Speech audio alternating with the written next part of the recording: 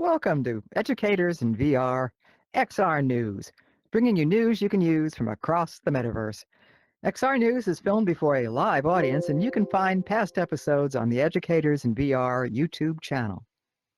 Today, we're exploring the impact of AI in XR and beyond, in addition to the news from across the metaverse that we know you look forward to each Wednesday as we prepare you for the upcoming week's events and more. Now, links to all the news that we cover is here, that we cover every week here in Engage XR is on Discord and all of our other social media channels. So if you haven't subscribed yet, you know what to do. Click that button. Yep, and thank you guys for joining us. Since 2018, the XR News team has been bringing you news, topics, and special guests from around the metaverse every single Wednesday. All the latest events and activities for you to join this weekend and beyond. Last week, our XR News Innovation Spotlight with hosts Maxwell McGee and Dr. Tom Furness explored the empathy engine concept. We were able to walk in the shoes of people challenged with accessibility and communication issues and see the world through new eyes. It was inspiring. Check out the video in our Educators in VR YouTube channel if you missed it. And join us next week here in Engage XR for our special monthly Health Edition with Rachel D. and special guest Shannon Putnam, who's breaking records in Kentucky and other parts of the U.S. to bring immersive education to students studying medicine, healthcare, and more. The XR News is produced by Educators in VR and run by our volunteers. Thank you so much to all of our partners and supporters that keep us going, including Girls Team Institute, the Reinhardt Foundation, iLearn, Virtual World Society, Vertex Form 3D, Cadets Metaverse, and Bridgemakers. A special thanks goes to Engage XR for their amazing continued support, which allow us to do this show here every week just for you. And if you or your company would also like to sponsor the XR News, please contact us at educatorsinvr.com. And now on to industry news. A recent article on Upload VR caught us by surprise when it announced the 10-year anniversary of some of the most popular VR apps. 10 years? Really, Steph? It's been 10 years? Yeah, the first consumer VR offerings arrived in 2016 and included AltSpace VR, VTime, VR Chat, Arizona Sunshine, Windlands, Space Pirates, Job Simulator, Hot Dogs, Horseshoes, and Hand Grenades. I don't remember that one. And I Expect You to Die. I do remember that one. Many still serving and thriving today. Wow, that still doesn't seem possible. 10 years already. Oh my gosh. Well, congrats to all the developers and the users who've thrived in the metaverse with us for 10 years, and here's to 10 more years. Yay! Yay. Wow, 10 years. It's incredible. Now, I feel old. The metaverse was shaken, not stirred, by the loss of Horizon Worlds and Rec Room. VR Chat continues to hit high usage records, as do many other social VR platforms, games, and apps, as you will see in our VR apps section. With new games and old continue to find users. It's still an exciting time to be in virtual reality. Indeed it is. And you know, after the announcement of the closure of Rec Room, VR Chat stated emphatically that they aren't going anywhere. It consistently maintains a highly active player base with an average of 100,000 players daily. The current record of concurrent users was in March during a huge Japanese anime festival at 158,192 users. That's just Yeah. It is. It's mind-boggling. You know, Educators in VR meets every Wednesday in VR Chat to explore immersive education opportunities with teachers and users. So come on and join us and see what all the fuzz is about. Meanwhile, in other industry news, Global Movie is highlighting how virtual 3D and metaverse workflows are gaining ground in standardization. Its CEO has helped draft China's first standard for the use of AI in 3D video production. The new framework will provide clearer training, skill expectations, and production standards with that virtual reality, digital worlds, and AI-driven content creation will need to support the growing immersive media industry. Epic Games confirmed its master plan for the metaverse is actively shifting toward large-scale open worlds and cross-platform interoperability. The upcoming Unreal Engine 6 that Epic Games relies on focuses on AI-assisted creation and verse integration to allow players and creators to move content smoothly across ecosystems like Fortnite, which is a thriving community. The shift follows the announcement of Meta pivoting toward mobile, yet Epic Games continues to position itself as the universal back-end infrastructure for the next generation of VR, spatial computing, and open-world gaming. Epic's Verse programming supports Fortnite, Lego, Rocket League, and the upcoming Disney Persistent universe, expanding social VR spaces in the metaverse. You know, I know I'm a curmudgeon, but there is so much clickbait news about the metaverse, isn't there? You know, it's part of our responsibility at XR News to dig for the truth and skip all the sensationalism that comes with VR is dead and Meta killed the metaverse and all these things. You know, it's like one of the news items that's going around is the misinformation that Zuckerberg lost over $80 billion in building the metaverse. Okay, first of all, the metaverse existed for nearly 20 years before he brought his company on the name and screwed things up by renaming it. I would love to have him rename it back. I'd like to disconnect that plug. But anyway, that's my humble opinion. Okay, he didn't create it or build it. He added to it. So have many of us.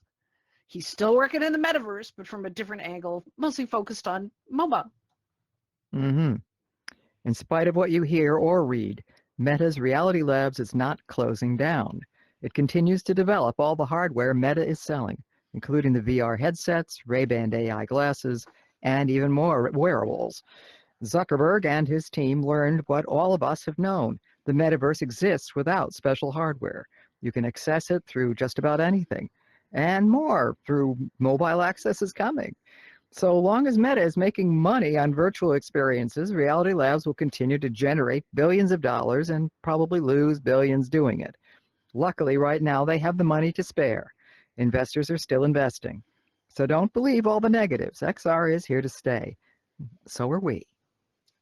Speaking of which, Meta stunned many when it announced it was closing down the VR version of Horizon Worlds by June 15th. Last week, Meta CTO Andrew Bosworth said the company has changed their mind and existing VR worlds would remain available, and a new Horizon Worlds VR app will be available to download in the foreseeable future. Their main focus will continue on making Horizon Worlds accessible on mobile, even while reports are that many world builders in Horizon have found parts of their worlds broken or missing. We'll continue to watch this and we'll report on changes as they happen in our social media. And we have breaking news. It was just announced that Meta is launching a global rollout of new paid subscription services for Instagram, Facebook, and WhatsApp called Plus subscriptions. The paid subscriptions include benefits such as access to the Meta AI chatbot and higher usage limits, and are designed specifically for designers, creators, influencers, and businesses. Though what impact on general users we will have to wait and see. This was announced in the past 2 hours. So far, shareholders and investors are happy as this means diversification of revenue, but users are not very happy with the usage restrictions. We knew this was coming, along with paid subscriptions for Google products like Gmail and other company services we've counted on for decades to be free or very low cost. Are you guys ready for this? Yeah. Yeah. Yeah. Well said, Steph. Well said. Okay, let's on to brighter things. For a study from the University of California dove into the user preferences for social media in the AR version of the metaverse, which means accessing social VR and social media through AR glasses. They found that people are most comfortable interacting with augmented reality in private spaces, prefer 2D content over 3D, and video over static images. Sound familiar? Hmm. It's a little different from VR users' preferences. We still live in a world between 2D and 3D. It is evolving as people become more accustomed to shopping and placing products in their living and working spaces with AR on their phones. 3D photo scanning of people and places, especially when buying a new home, and 3D overlays on maps and navigation becomes second nature. We are here for all of it, right? Yes, we Right. are. Yes, we are. It doesn't change. AR and VR, there's not much difference. It's fascinating. It's true. It's a thin line. It's called the singularity, I think. It's close. the XR singularity, right? Yes. Mhm. Yes. So researchers continue to explore the impact of AI and the metaverse on users and the future as technology continues to invade our everyday life. A sociologist at Baylor University asks what will happen to human relationships, identity, and society. Dr. Christopher Piper found that gamism, the competitive, commercialized reliance on entertainment, is influencing how people understand themselves and the world around them. He admits that all of this tech is and will change us, but the how is still up in the air. We're going to be talking about the impact today and in the future that AI has in the metaverse and our lives during our Chat VR section later in the show. We would love your thoughts on this. Mhm. Oh, absolutely. Mhm. Now, I just love this. Great find. This is a great find. Steph found this. I love this. In real world holodeck news, travelers at New York's LaGuardia Terminal B can now ask Bridget, a full body AI hologram running on proto displays, for wayfinding help and it literally is turning the airport signage into a living XR AI guide. Isn't that Yep, awesome? it's getting here. Love it. I love it. Just another way Just- AI is filtering into our everyday and lives, XR. isn't And it? XR. And Yeah. XR. This Mhm. should be an interesting discussion coming up. Yes, Yeah, it should we're gonna have be. fun. Yeah, we're Yep. gonna have fun talking about how AI is impacting all of us. Just wait. I can't wait. I can't wait either. So we're going to have a lively discussion here. Well, before we get to our discussion, let's talk a little bit about some virtual hardware. So Pimax, is it Pimax or Pimax? Pimax, I think. Pimax. Yeah. Pimax has started shipping its Dream Air SE PC VR headset, marking a milestone for the company after a long development cycle. The Dream Air SE is a thinner, lighter sibling to Pimax's flagship PC VR lineup, and it's aimed at users who want room scale tracking without the bulk of earlier models. Early units are flowing into regional warehouses, with customers expecting delivery in 2 to 4 weeks. This is a back to basics PC VR story, another option for headset agnostic PC VR users who want open periphery tracking and high resolution visuals without committing to a closed ecosystem platform. That's going to be interesting. Yep. All right. Mhm. Calling everyone in Canada. Canada alert. Stands with Virtuix. trees. There you go. Virtuix has expanded their Omni One Home VR treadmill availability to Canada. As of mid-May, you too can use the full body locomotion hardware for fitness and training applications outside of the United States. So it's spreading across the world. Mhm. Does anybody have one of those yet? I keep thinking about it, but I feel like it's still early days, but I kind of want one. Yeah, I'm I not kind of sold on want it yet. one too. Yeah, but Karen, you need to get a robot first. We're still waiting Absolutely, on your robot. Yeah, 100%. yeah, get I used to can't- robot I'm first. counting the days. It might be months, but I know that Lance is coming to visit you, so you can have him pretend to be your robot for a while. there you go. Uh-oh. Uh-oh.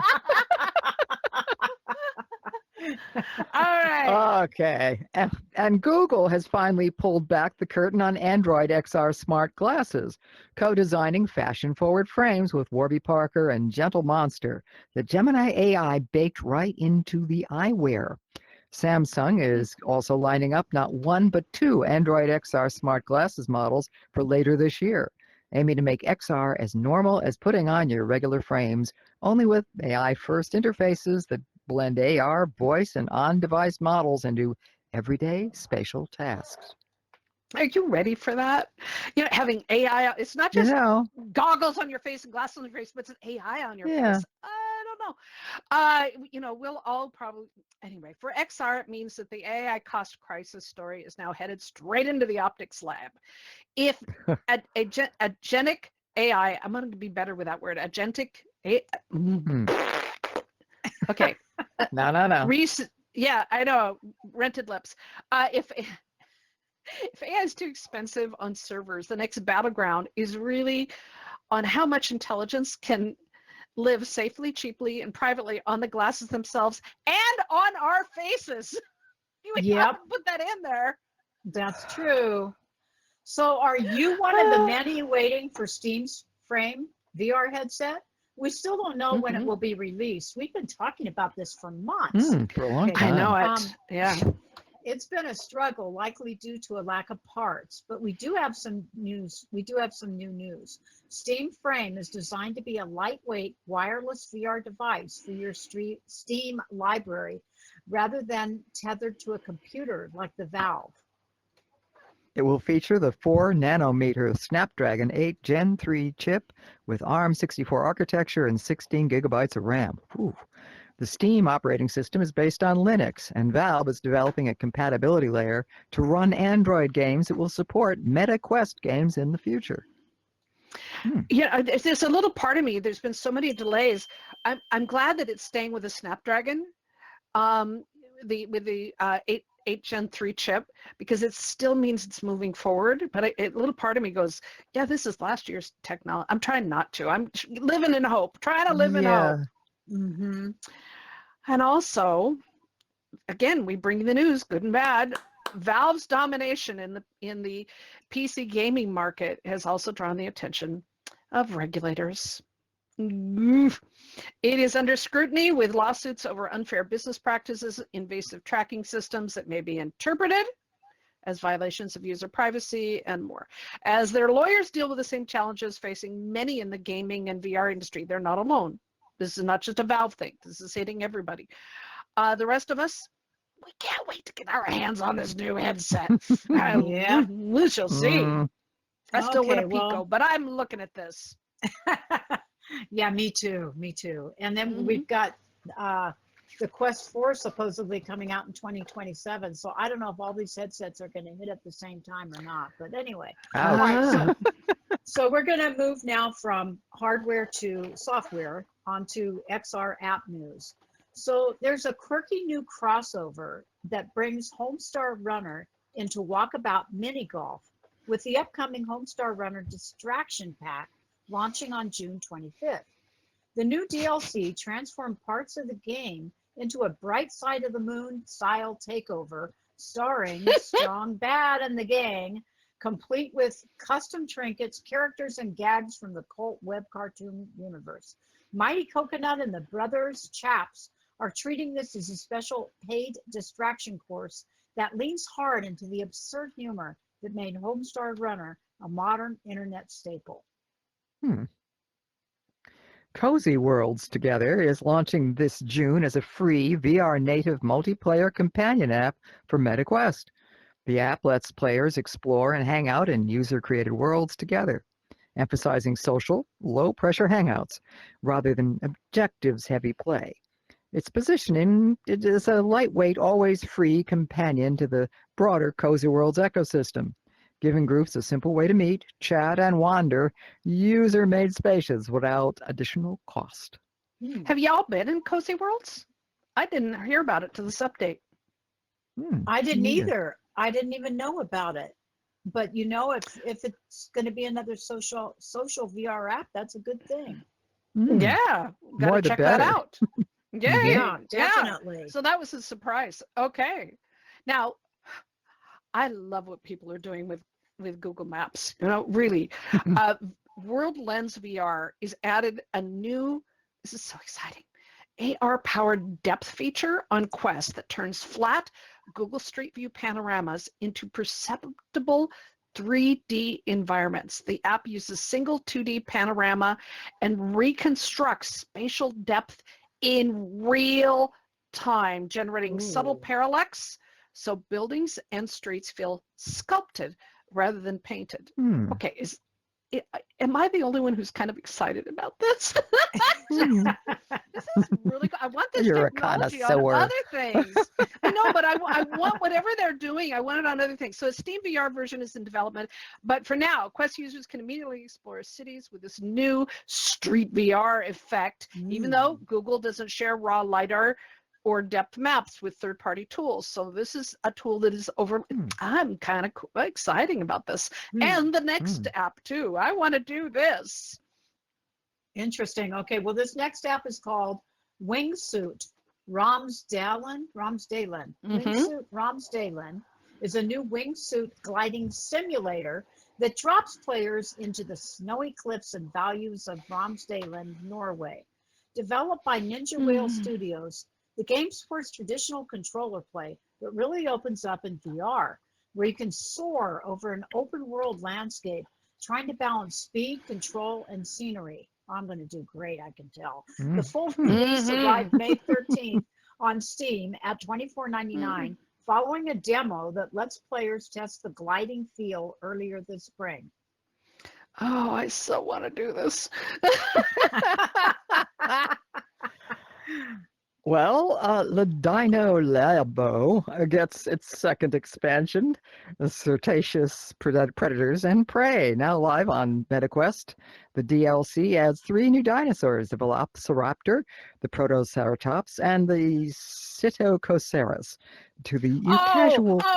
Applause! Applause for being able to say those things. I'm sorry. Well done. Well done, Steph. Okay. I liked dinosaurs as a kid.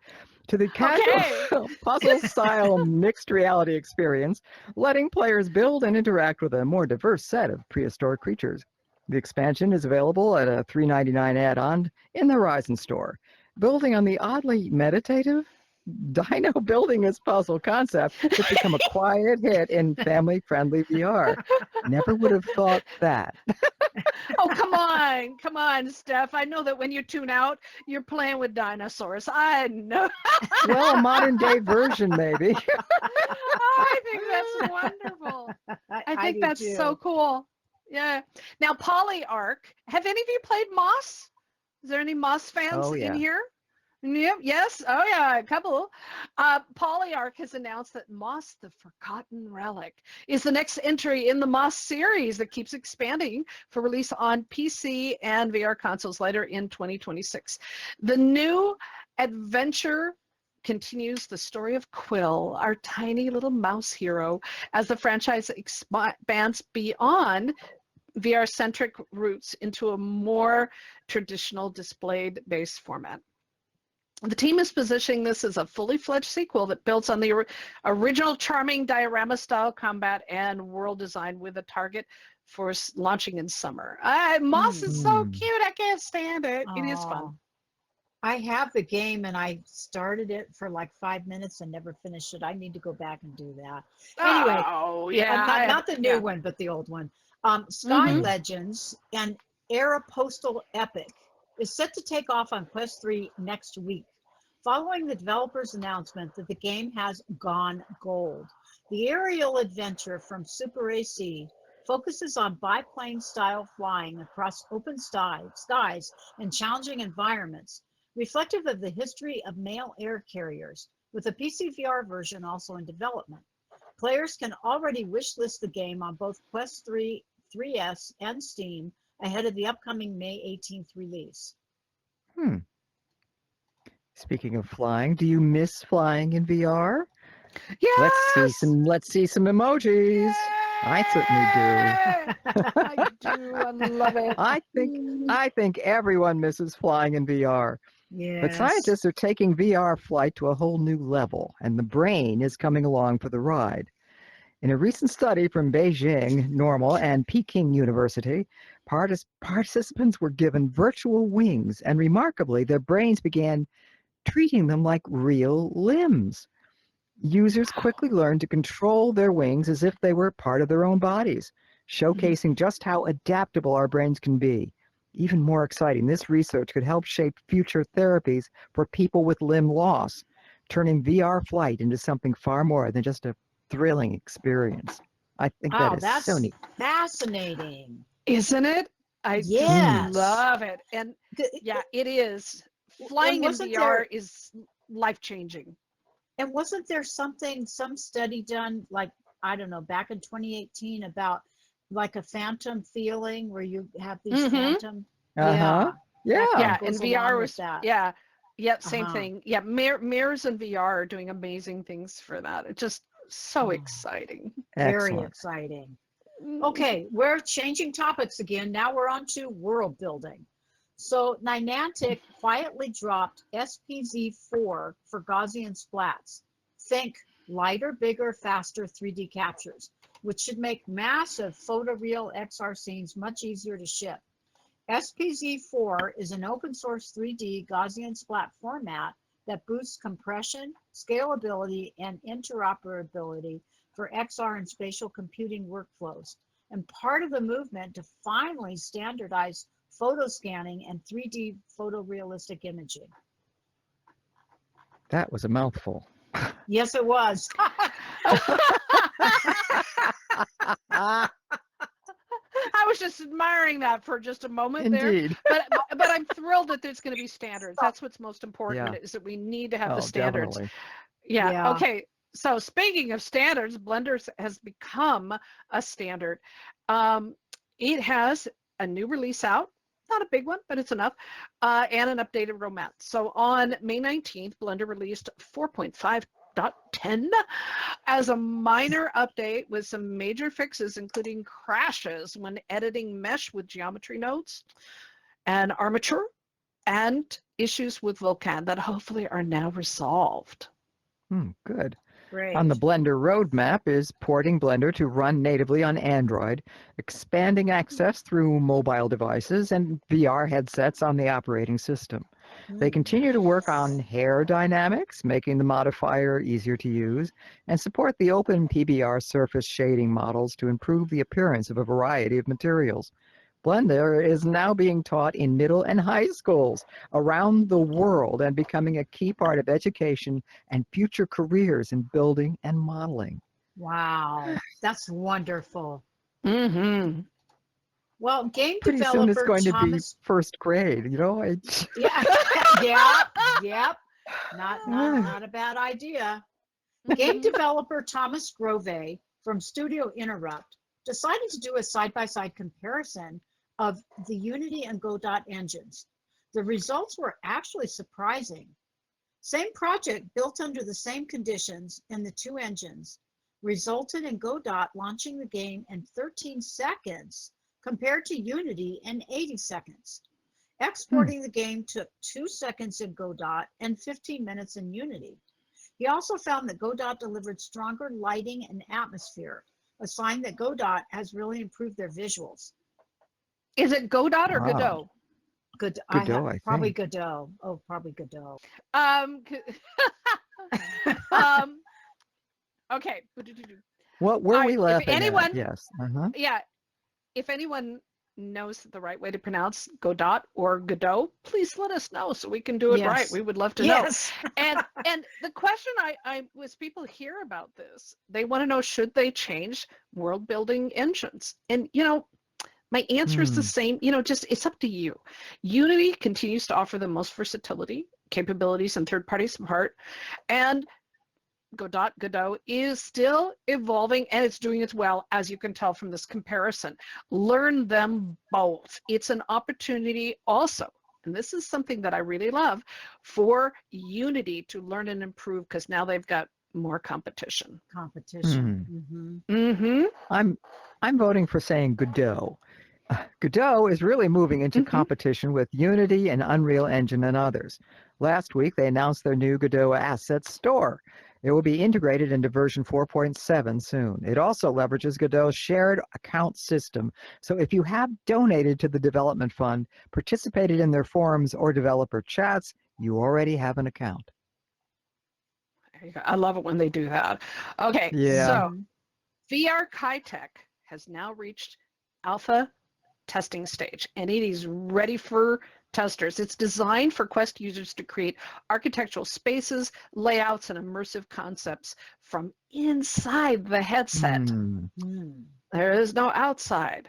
So check it out and let us know if it works for you. You know, it's something, it's really exciting. We'll see how easy it is to use. Yeah, That's the thing. See. Yes, it is. That's the important thing. Well, the new Android XR Developer Catalyst program is open for application with the deadline of June 30th. This is your opportunity to dive into building for XR glasses like XReal's Project Aura and other intelligent eyewear, as they are calling it now. Take your world and app building skills to the next level. That sounds interesting. Doesn't it? The EDVR Unity work group meets twice a month to explore Unity and world building tips, techniques, certification, and more. Coming up, they are going to do an Ask Me Anything session and a tour of Unity worlds to showcase techniques.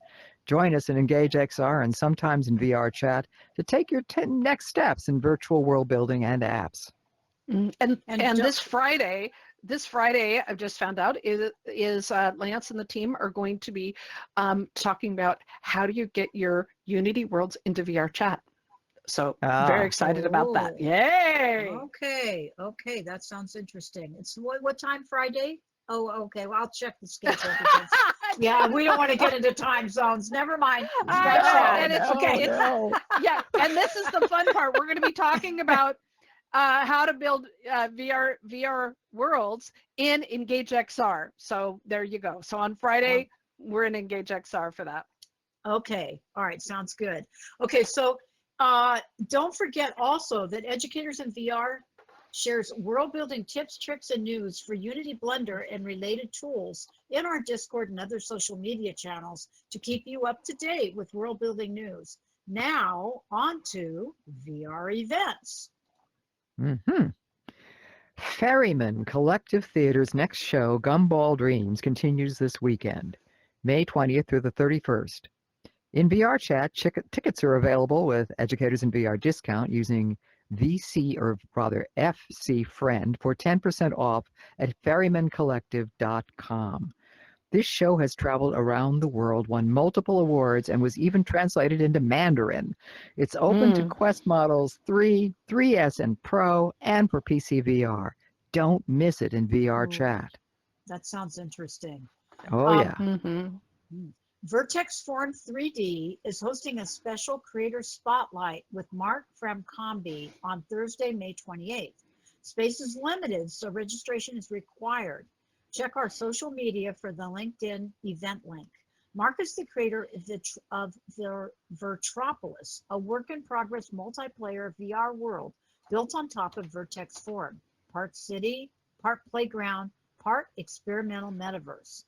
Combining social spaces, interactive shops, player inventory, in-world currency, implants, drones, and inter-scene portals.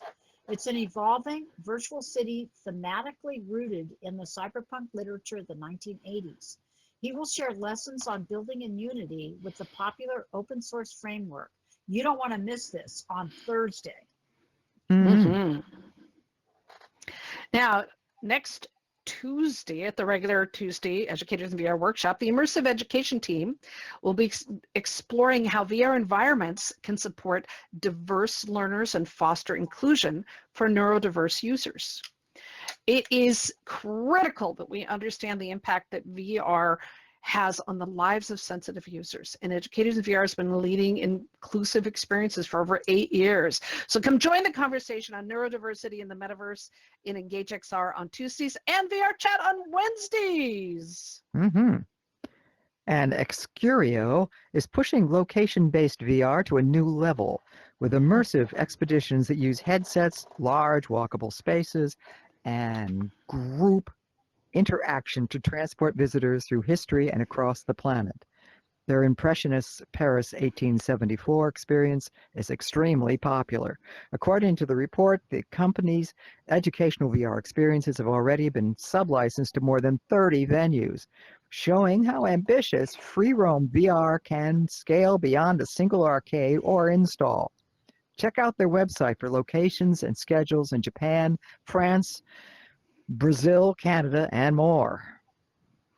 You know, there's just so much to do in the metaverse. If you're looking to make friends, play games, be entertained, or be educated, there's no better and more diverse place than VR. Check out some of our favorite partner events, including Africa VR Campus every Thursday and Vondi's karaoke events, both in Engage XR and Bridgemaker events as well. Don't forget Atessa's nightclub and karaoke events in VR chat, and Sunday's world tours with Cadets Metaverse, and all the other events they produce weekly. You know, since 2018, Educators in VR, producer of this event, you know, I have to say this year we're so proud to remind you that we produced over 8,000 educational events for over 80,000 participants in the past 8 years. 888. I love that number. We bring you Symmetry. weekly. Yeah, it is. We bring you weekly free educational VR events, training sessions, and paid workshops. So please check out our social media and our website for more information and come join us. Are There we you go. ready for the rundown of upcoming conferences? All right, let's go. Okay. Just needed a cue. June 8th to the 12th, Apple's Worldwide Developers Conference is in Cupertino, California. AWE USA 2026 is June 15th and 18th in Long Beach, California. Tickets are on sale now, and there's going to be a ton of people from Educators in VR and whatnot are going to be there. International XR Metaverse Conference is on June 17th to the 19th in Estonia. Immersive Tech Week in the Netherlands starts June 23rd. And June 30th through July 3rd is the XR Creator Con on-site hackathon and conference in Berlin, Germany. SIGGRAPH 2026 is in Los Angeles, July 19th to the 23rd. GamesCon is in Germany, August 26th through 30th. MetaConnect 2026 is September 17th. It's virtually hosted by Meta, and we're going to see what they're going to be announcing. Yes, Mhm. should be interesting, hopefully. Oh, yes, I hope so. IEEE's ISMAR 2026, October 5th through the 9th, is in Bari, Italy. December 7th through 9th is United XR Europe in Brussels, Belgium. You know, if you know of a conference or a VR event or anything else that needs to be mentioned here, just let us know. We love adding to our calendar. All right. Now, finally, it's chat time. I know, I've been looking forward to this. I know y'all are. Our Me two key too. topics today are, for our discussion point for today's chat VR, is talking about the impact of AI on all of us, inside the metaverse and out. First up, graduation days are open upon us, and keynote speakers are often promoting the positive nature of AI as well as the negative.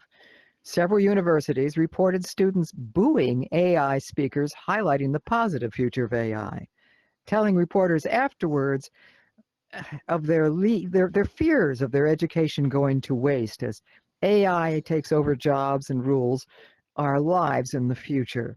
There are some truth in that, but there is, every time there are changes in technology, then there is this. I didn't say that right. There is some truth in that, but there is, every time there are changes in technology, then there is this. It still doesn't sound quite right. Yeah. Well, no, it's every time there's changes in technology, there's protest, there's fear, there is anxiety, Yeah. right? You know? That's true. And Yeah. but then there's this next point. Yes. So tech giants have discovered a shocking new truth.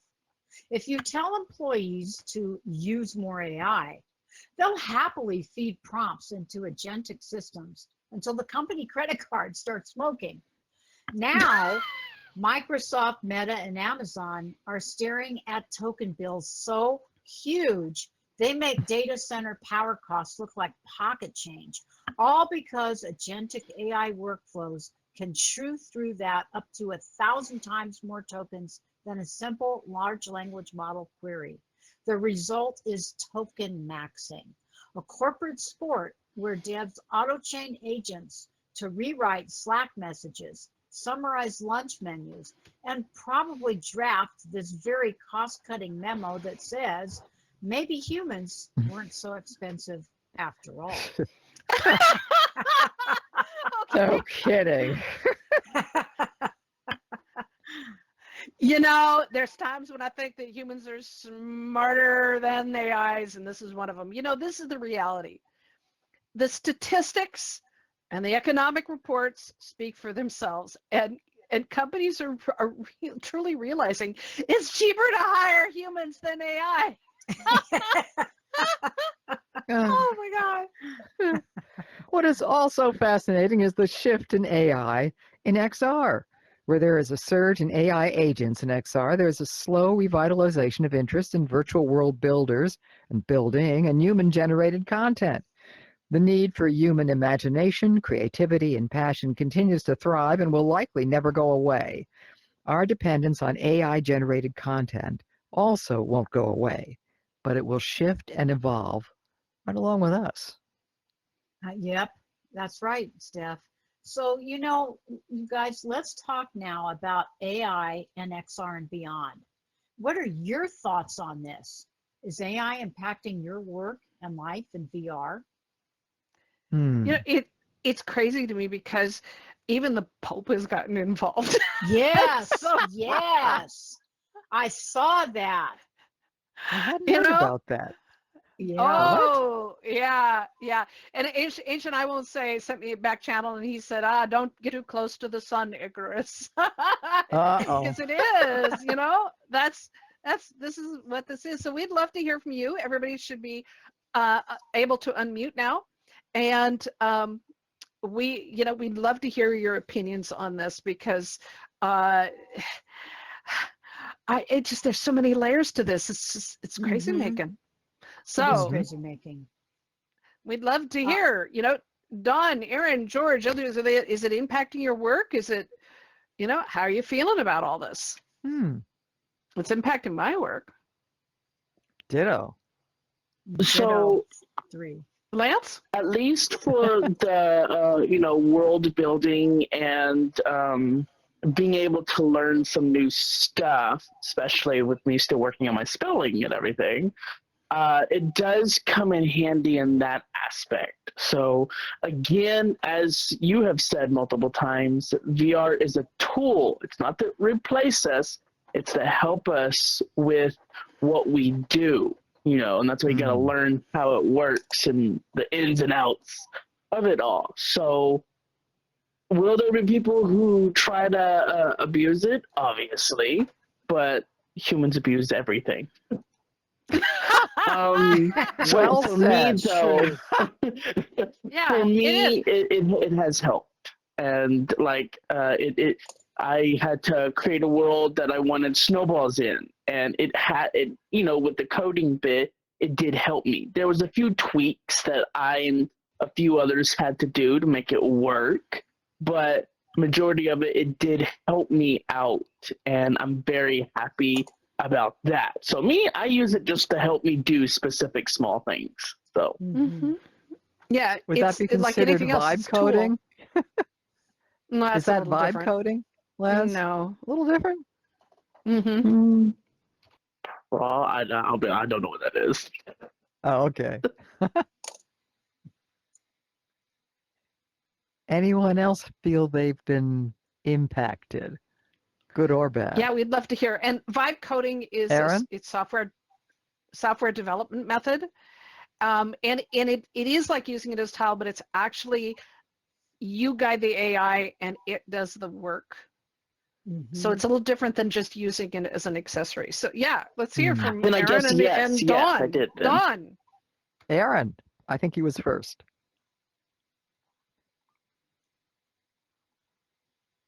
Or Aaron Dawn? or Dawn. Somebody go. The majority, from what I gather, There we go. the majority of people who is in chaos or in fear of AI does not understand the different calibers, different categories and types of AI. Most of them are dealing with narrow AI, which is more like a librarian going out to the stacks and getting information and bringing it back and giving it to you, versus the agentic, where the AI, where it does all the work. They confuse a lot of that with it. The AI, first of all, just to say AI and then attach a meaning to it where you say artificial intelligence, automatically to most people mean fake. It ain't real. What I've been doing research on is to come up with a different identification factor, and that led me to the metaverse, or what we're doing here. AI is not artificial; it's extended reality. So that's one of the situations we have in trying to explain to people that it's not as bad as you think. It's just an extension of who and what you already are, which never changes.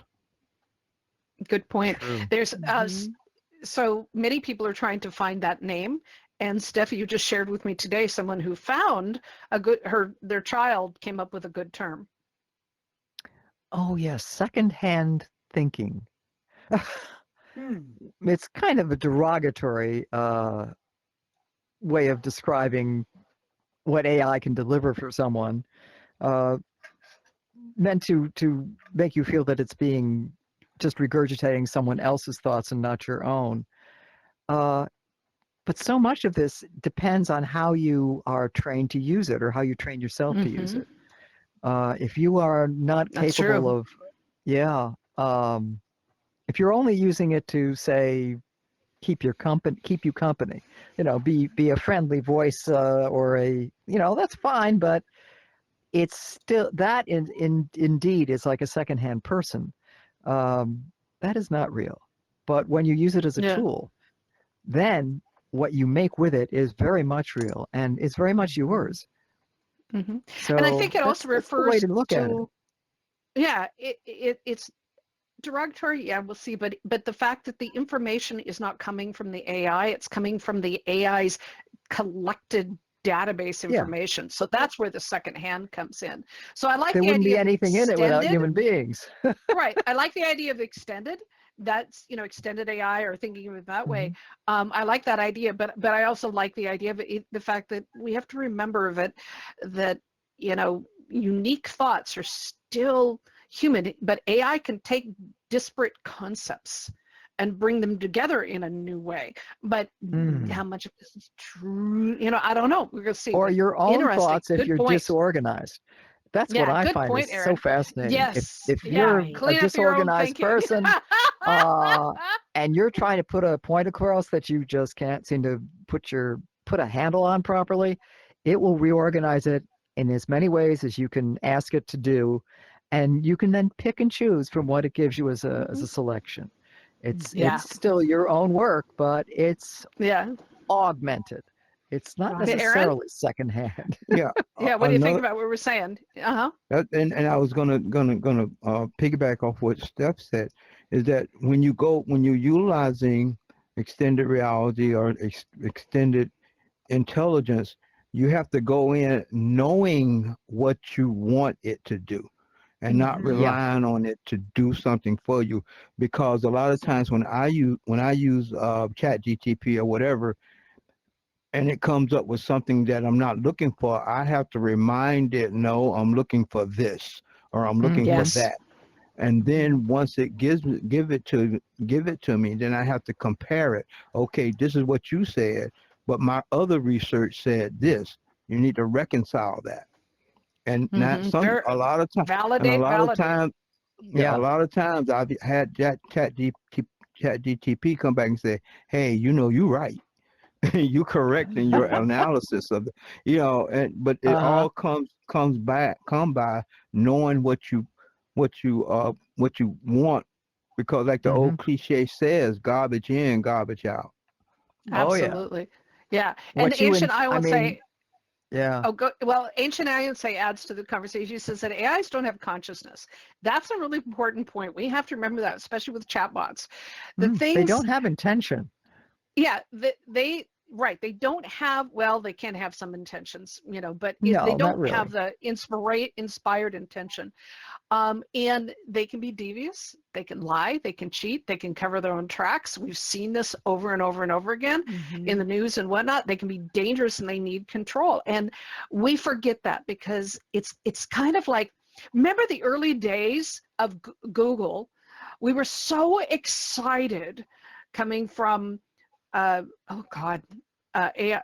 Vista, and from, finally being able to ask a coherent question of a search Yeah. engine and actually have it return something instead of digging through directories to find things.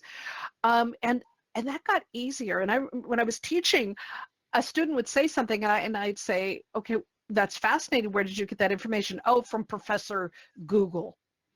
And Google became a replacement for the Encyclopedia Britannica, for libraries and everything. It was easy.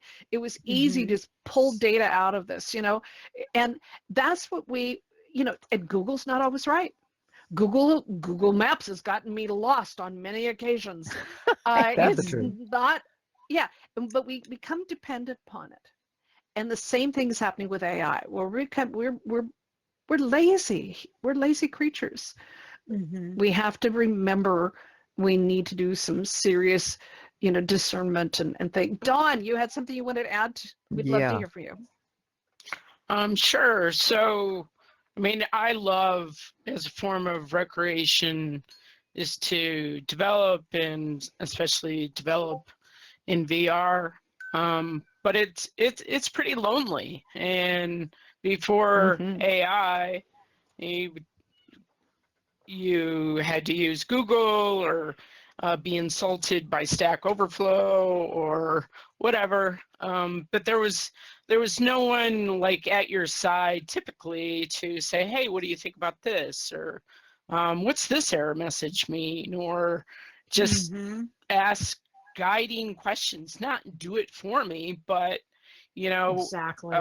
suggest an approach or what it. I love to put error messages into it and say, explain to me exactly what this means. Yeah, I bet. And it's just been a lot of fun because I feel like I have a teacher and a guide and someone I can like ask any sort of questions of and, question, and I, like everybody else, I find where AI is wrong, but I don't know. I've gotten a lot of benefit out of it, and I'm not looking for AI to generate something for me, but I'm looking for AI to encourage me to suggest a strategy of bouncing ideas off of, and it's been great. I It's your love it for ideas, that. and it's your ideas. Right. And in many ways, you can delegate to it as well. I mean, it's like a coworker or an employee, but just like one, they can make mistakes or they can be new and not know the context or what you have in mind. And then they just try to please you, in which case they're often wrong. I'm still waiting for one to just wash my windows. Aaron? Yeah, I think what Steph was saying, we have really stepped off into this 80-20 world, where there's going to be only 20% of the people who actually get involved and understand what's actually going on within technology.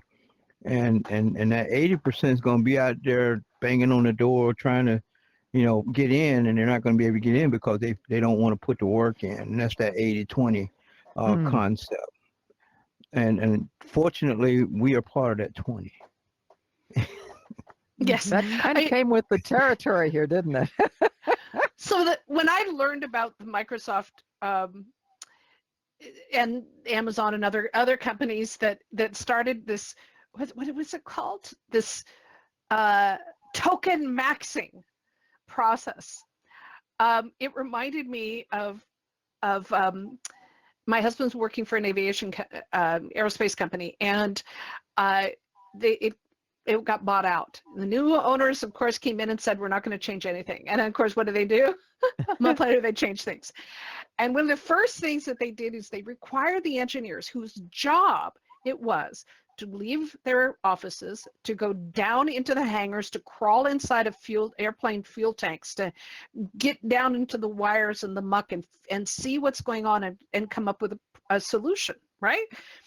And so the first thing this company did is said all engineers have to wear ties and dress shirts. Oh dear. And the engineers tried to rebel. They couldn't. They said, if you don't, you're fired. I went out and bought to a thrift shop and bought my husband ties and dress shirts because we knew this wasn't going to last. It's ridiculous. Never trust engineers to let something lie. They actually went out and they calculated how much time was wasted as engineers would go. There'd be a problem on the airplane. The engineer would go, do I need to leave? Because they'd have to go out down into the hangar and change into an overalls. Mm-hmm. Or they'd have to risk it, tuck their tie in their shirt and whatnot. They'd have to, risk getting dirty, and that took time. The engineers actually calculated how much time was wasted, and found that there was like a 30 to 40% delay in getting things done. And so I'm watching these, the news coming out about these engineers and workers at Microsoft and whatnot. They're doing the same thing. Dawn, what do you work at a company that is using AI? What do you think about all of that? Well, I work in healthcare, but on the technical side of things, and I mean, they've hired now like whole departments and groups of quote AI engineers or transition people into this position, and I'm just like kind of skeptical. Because I'm just wondering, the bottom line, how is this helping our patients and healthcare?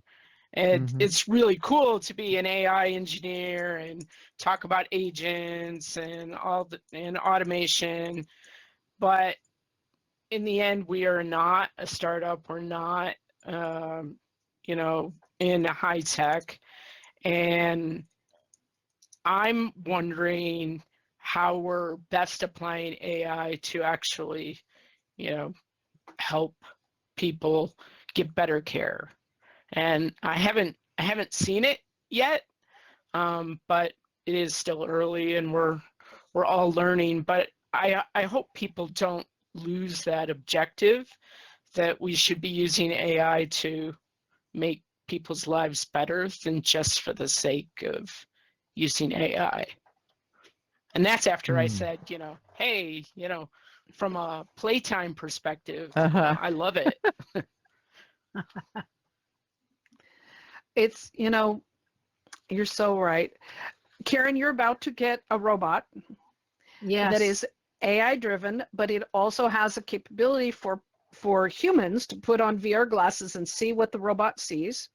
But it is still an AI robot. What are your thoughts about inviting this into your house? I know you're looking forward to it, but what are your thoughts? Well, it's funny you should ask that, because just the other night, as I was getting ready for bed, I thought, I'm going to be nervous going to sleep at night with that robot in my house. And it's kind of irrational, just based on, horror movies and robot scenarios and all of this. But I think the first few nights that Neo is with me, I'm going to unplug it. Lock it in a closet. Well, maybe put it in the garage and lock the garage door until I get used to it. During the day, I'll be fine, but when I'm sleeping at night, I don't know. It's irrational, but I think I'm going to be a little nervous at night. I don't think That's it's an that interesting irrational. perspective. Yeah, George, did you want to say something about this? And then Dawn Well, was. I think it's pretty much inevitable. It's happening, like going back to what Aaron said about the AI apologizing for, or telling him that he's right. I've never had an AI tell me that I'm right. Oh, I've had them, make like Mhm. basically, make the same mistake over and over and over again. And it gives you a very confident, good looking answer, but if you have experience with the subject, you can recognize that the answer is wrong, and the AI won't admit it. So, and when it comes to the Well, yeah. cost, I've seen companies that look at how many tokens an employee uses, and the assumption was that the more tokens they use, the more work they're doing, but it can be the exact opposite. I saw a really funny Exactly. video where Mhm. they asked their AI agent to come up with the cheapest source of paper clips, and it very quickly burned through $100 of tokens to save a few Mhm. cents. So Yeah, Mhm. I think it's it's up crazy. to the user to Uh-huh. use the AI intelligently. You can't just let it loose Absolutely. and contact all the paperclip suppliers around the world. You it has to be True. used correctly. It's the difference So Yeah, between that's Exactly. beautiful. it's the Mhm. difference between using a tweezers or a hammer. Yeah, Yeah. hey, good, good and example. I think the Yeah. students who are talking about AI being bad and booing, it simply means that the school has not taught them how to use it properly. Just a Yeah. while ago, there was some educator talking about how he's given up giving students essays because they just get ChatGPT to write them. Well, that shows that that educator is not giving proper assignments.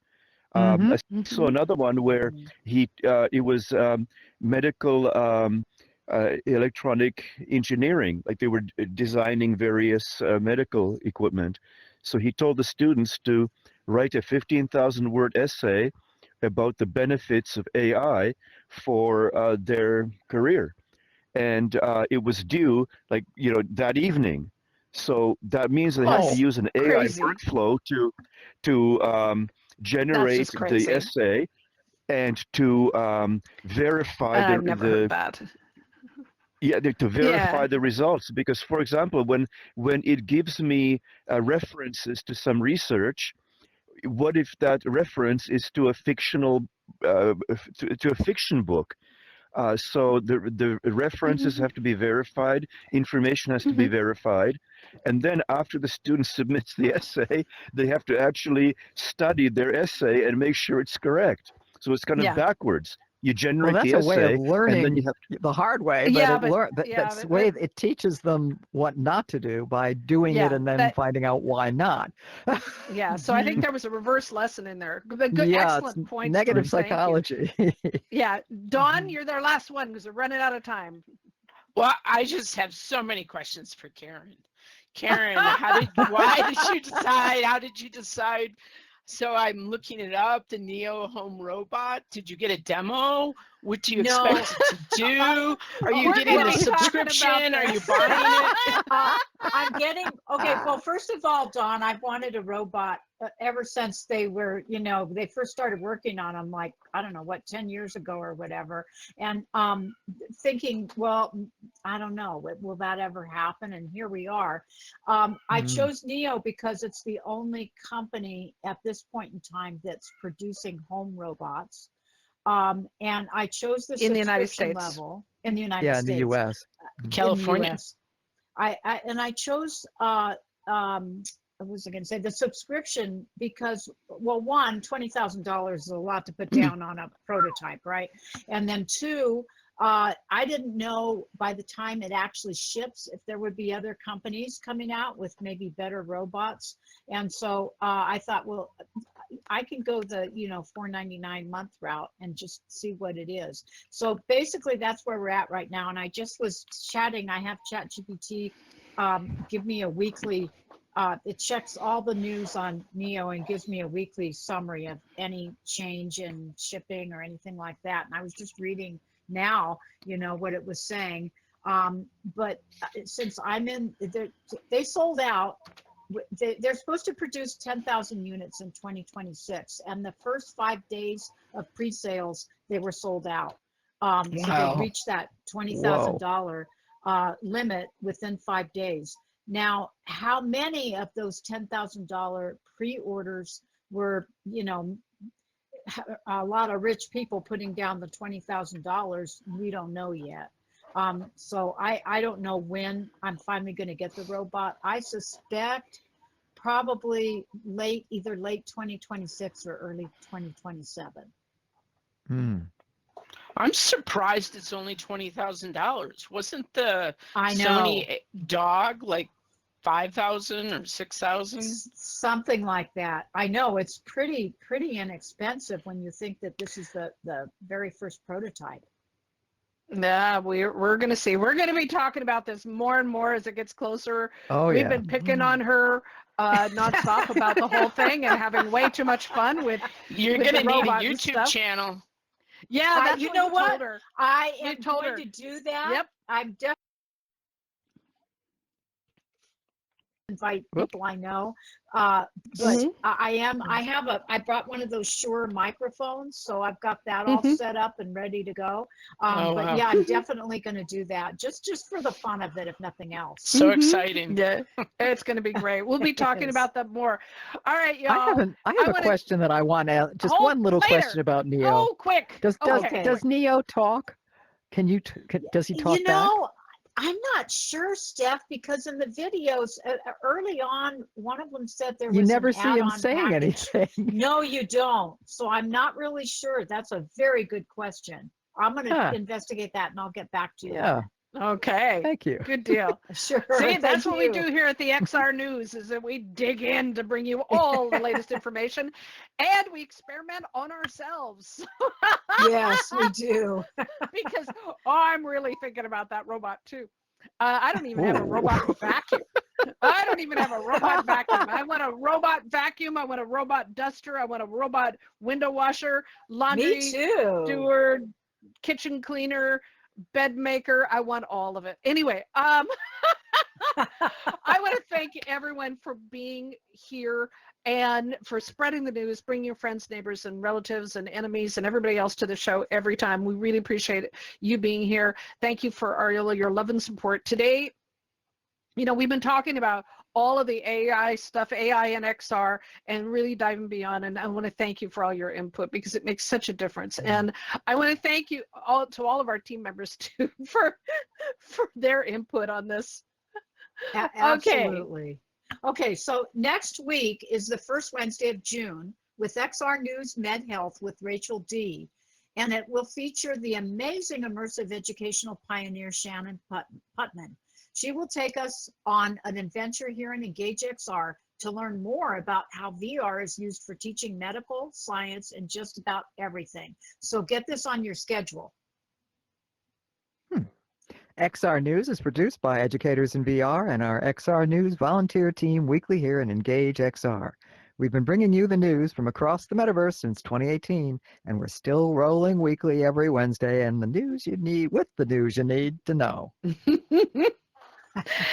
And the news you don't need to know. We bring it to you all. The good, the bad, and the ugly, right, Laurel? You got it. Yes, exactly.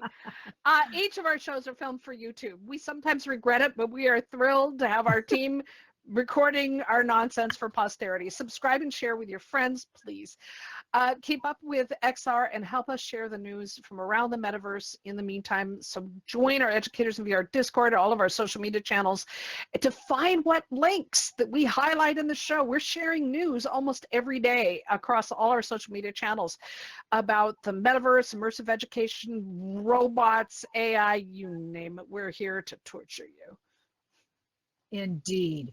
And thank you to our Educators in VR partners, sponsors, and supporters, including iLearn, the Reinhardt Foundation, Girls STEAM Institute, Virtual World Society, Cadets Metaverse, Vertex Form 3D, Bridge Makers, and Engage XR. We're also looking for volunteers to make the news possible, so come join us. And let's not forget to give credit where it's due. We couldn't do this show without the hard work of those who gather the news from across the metaverse industry for a living, including our XR News reporters. Thank you to all of you out there toiling in the metaverse, with or without AI. With or without AI.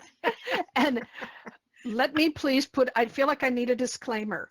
This show is only slightly produced using AI. Steph is our AI expert and she gathers news from around, but it is a manual effort. It takes a village to produce this show for you every single Wednesday here in Engage XR. We've been doing this for a long time. You want to know how it's done? Volunteer. But please take time after the show to thank everyone who gives so much of their time, energy, and everything to make this show possible. It takes an amazing team. So thank you, everyone. And remember, you are the reason we do the XR News Show. So until next time, stand up, stand tough, and most of all, in these amazing, uncertain times, please be safe wherever you are in the world.